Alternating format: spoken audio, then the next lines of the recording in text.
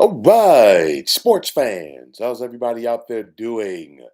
William Martin coming at you one more time here on YouTube with another edition of the 300 Pounds of Sports Knowledge Podcast.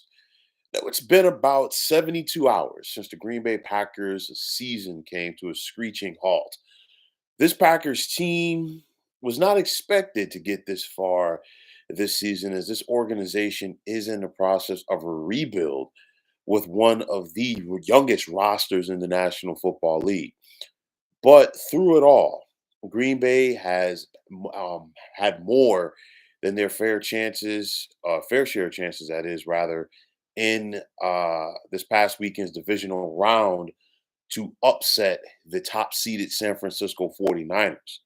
And now, as the offseason has begun for the Packers, they can only wonder what could have been. And you think about the missed opportunities that the Packers had in this contest. Three long drives, separate long drives to begin the game, and each of their first three drives that only resulted in 6 points for Green Bay. Two chip shot field goals by Anders Carlson, and then getting stopped on fourth and short deep in Niners territory. Those are things right there. You left so many points on the board. And if you go back to their wild card win against the Dallas Cowboys, granted the Cowboys defense was not as good as San Francisco's defense, but nonetheless, it's one of those things where you still got to go out there and execute. And of course, we saw Green Bay execute against against Dallas rather, in those scenarios. And of course, all they did was keep scoring touchdowns. Different ball game against San Francisco. You got to go out there and score points. I get it, but when you get that close to the red zone, you've got to get sixes and not threes. And of course, that came back to hurt Green Bay later in this contest. You look at this Packers defense, they dropped multiple interceptions from Niners quarterback Brock Purdy. And of course, Brock Purdy did not play his best game until the fourth quarter. And I'll touch on that very soon.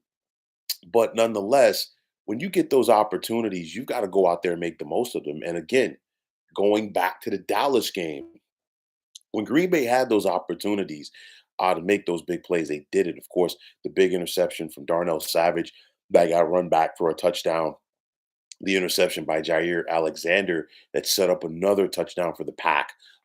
These are the opportunities I'm talking about, that when you get into these postseason moments, you've got to go out there and seize them. This was a team that knocked out Debo Samuel early on Saturday night. And of course, this 49ers offense did not look the same without Debo out there. You limited the Niners to just 7 points in the first half. And of course, you blocked the field goal at the end of the first half, and that gave you added momentum heading into the dressing room. But then, you look at it again, so many opportunities, so many things that Green Bay did right as well. They only had one penalty in this game. They had 108 yards on the ground from running back Aaron Jones on 18 carries. You think about it, right after San Francisco scored to take the lead in the third quarter, 14-13. What do? You get the big kickoff return, you fumble, but you're able to recover. And before you know it, the Packers are not only scoring a touchdown, they decided to go for two to make it 21-14. So you're able to answer the bell and keep the San Francisco 49ers in chase mode. But this was one of those games that if you watched it without paying attention to the score. Of course, there was a time, we didn't have to worry about the scores being flashed on sporting events consistently.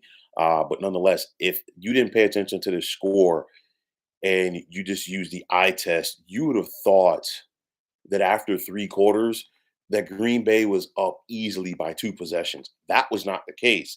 They were only up 21-14. And of course, they were driving. Jordan Love's first interception, which led to a Jake Moody 52-yard field goal to begin the fourth frame to make it 21-17. And then later on in that period, with just over 6 minutes left, Anders Carlson missed that 41-yard field goal.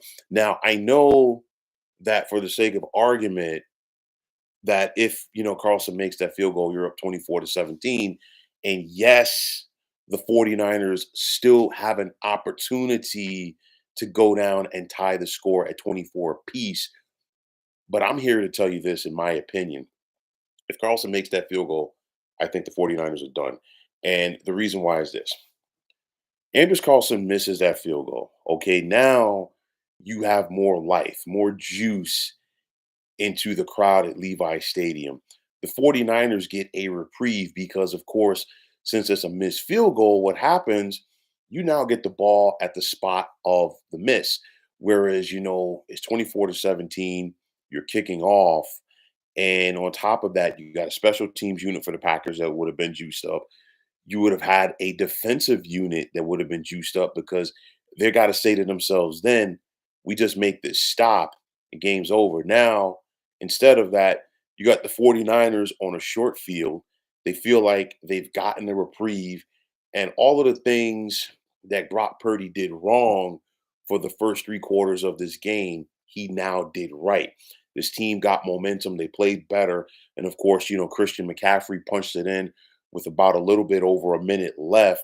And then we saw Dre Greenlaw, of course, come in for his second interception of the game to ice things. So you look at it, and the Packers, of course, you're going to give credit to the San Francisco 49ers for finding the resolve of hanging in there and winning this game when they didn't play their best. But the Green Bay Packers, I could say this could sting with them for a while, but hopefully for their sakes, they're going to use this as a learning tool because again, so many missed opportunities, and it was a complete 180, if you will, from what they did the previous week against the Dallas Cowboys. The Packers, when they got that ball, they moved the football against Dallas, but instead of settling for field goals against Dallas, like they did with Green Bay, with San Francisco, rather, excuse me, they punched it in. And again, those sevens, when you're hanging them up consistently, they have a different feel to them. I guarantee you, you go back and look at the Dallas game for the Packers. If on those first two drives they had to settle for field goals, Dallas has a different approach being down 6-0 as opposed to 14 to nothing. And of course, what happens then? Dallas was more a passing team. And of course, we saw how those interceptions for Green Bay resulted in more points. And before you blinked, it was 27 to nothing. On the flip side, you're dominating the game as far as running the ball, doing what you want to do, efficient passing, but then you have to settle for field goals and then you get stopped deep in their territory. You're giving that team life. And of course, you're giving the fan base their life. And then again, like I said before, the missed opportunities with the interceptions. The playoffs, the margin for error is so minuscule. You've got to go out there and seize that moment. And unfortunately, for this Packer team, they were unable to do that. Pair of interceptions from Jordan Love that were costly. And, for Matt LaFleur and his staff, obviously they got to use this as a coaching tool. I mean, they weren't going to go away from the 49ers in this game because you look at it, Matt LaFleur is so familiar with Niners head coach Kyle Shanahan from their time together in Washington and then again with the Atlanta Falcons. They all basically come from the same coaching tree.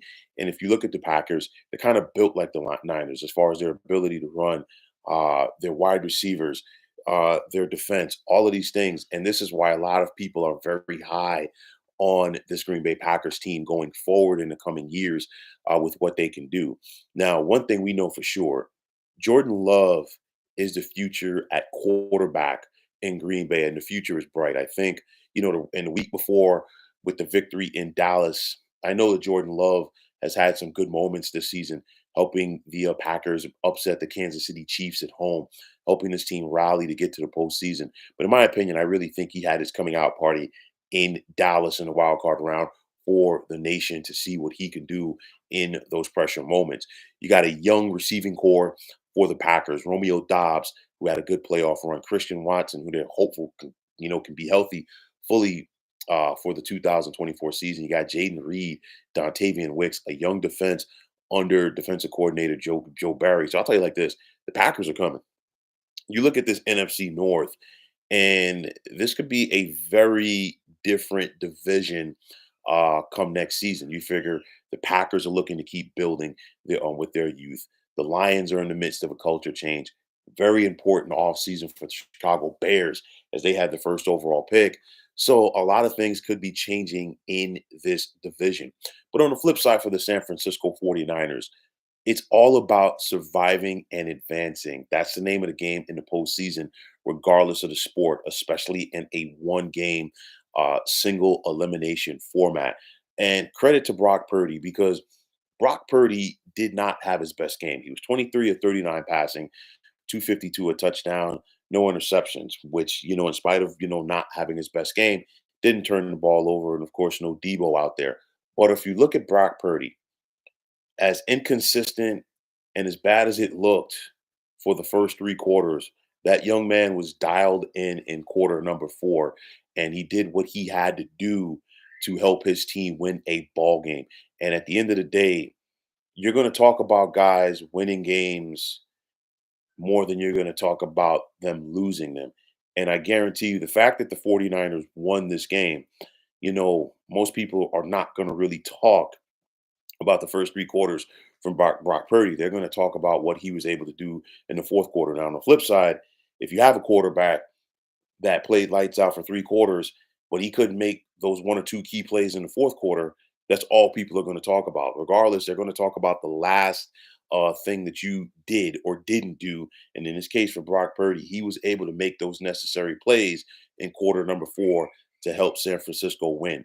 Now, San Francisco, like I said, it's all about surviving and advancing. But I'll tell you like this, the Niners are going to have to play better this Sunday when they host the Detroit Lions in the NFC Championship game. Matter of fact, the Niners are going to have to pack a lunch because one thing we know about the Lions, they're going to be physical. We know they embody their head coach, Dan Campbell. And I think this has the makings of being a very good contest. And I'll touch on it later or more in detail, rather, later in the week as we get closer to Sunday. But nonetheless, for the Green Bay Packers, it's all about retooling because you look at this Packers team, very good season from where they were. They got a reprieve, got into the postseason, and they made some noise. But it's going to be a little bit different next year. Why? Because the expectations change. There weren't a lot of expectations on this team this year due to the transition from Aaron Rodgers to Jordan Love. But one thing's for sure, I think Jordan Love got better as this season went along. I think this team got better as this season went along. We see all of the tools there for Jordan Love to be a great quarterback, and I think with Matt Lafleur as his coach, I think he's going to give him the opportunity to grow and continue to develop. And I like the direction that this Packers team is trending with the talent that they have. Now it's not. Now it's going to be the opportunity for them to keep growing, keep developing, keep building as a team. Again, like I said, because the expectations will change for 2024. But nonetheless, it wasn't pretty at times for the San Francisco 49ers. But at the end of the day, you will take an ugly win over a pretty loss any day of the week. And for the 49ers, they found a way to advance and they're on to the NFC Championship game.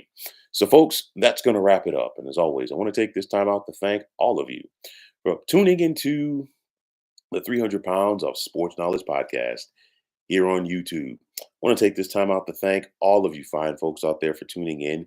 And if you haven't already, please feel free to subscribe to this channel. Now, if you're on the X, formerly known as Twitter, please feel free to follow me at 300 Pounds of Sports. And like I always say, if you follow me, it will be my pleasure to follow you right back. There's also the sports discussion group on Facebook at the Sports Depot 365. You can check it out. Drop a line and be a part of one of the better sports debating sites going on social media. So, once again, fine folks, my name is William Martin, and I am signing off. And I'm saying take care and have yourselves a wonderful day.